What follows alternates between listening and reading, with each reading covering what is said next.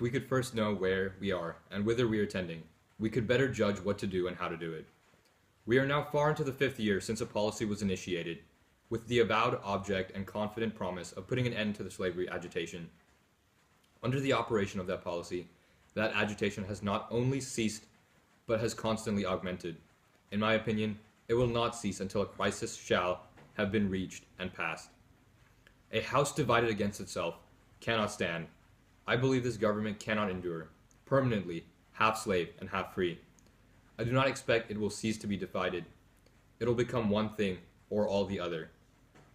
Either the opponents of slavery will arrest the further spread of it and place it where the public mind shall rest in the belief that it is in the ultimate course of extinction, or its advocates will push it forward till it shall become alike lawful in all the states, old as well as new, north as well as south. This is Abe Lincoln, Honest Abe, deuces.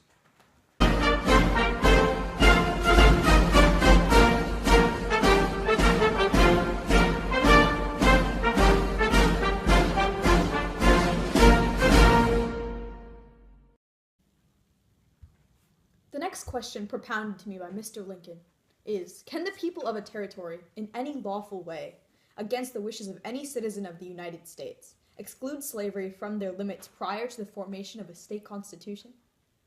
I answer emphatically, as Mr. Lincoln has heard me answer 100 times, from every stump in Illinois, that in my opinion, the people of a territory can, by lawful means, exclude slavery from their limits prior to that formation.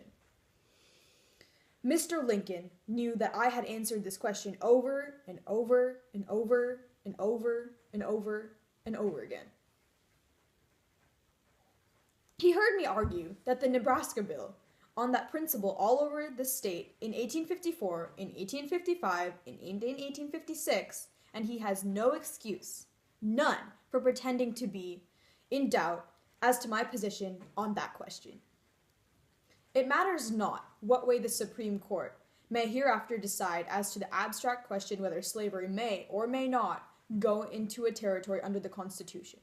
The people have a lawful means to introduce it or exclude it as they please, unless for the reason that slavery cannot exist a day or an hour anywhere, unless it is supported by local police regulations.